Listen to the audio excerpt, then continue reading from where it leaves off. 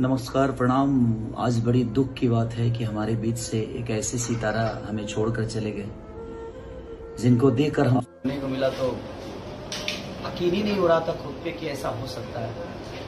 तो क्या बोल सकते हैं, बस मैं भगवान से ही प्रार्थना करूँगा कि उनकी आत्मा को शांति दे और ऐसे लोगों को इतनी जल्दी मत बुलाओ इस पर।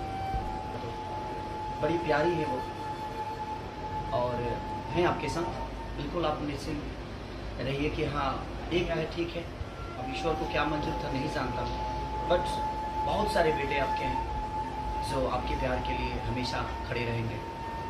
तो दिल से ये दुख भरी बातें हैं, क्या बोल सकता हूँ मैं, बट मैं ईश्वर से ही प्रार्थना करूँगा कि भगवान ऐसे अच्छे लोगों को और इतनी जल्दी मत बुलाइए, ये धरती सुनी सुनी हो जाती है। Thank you.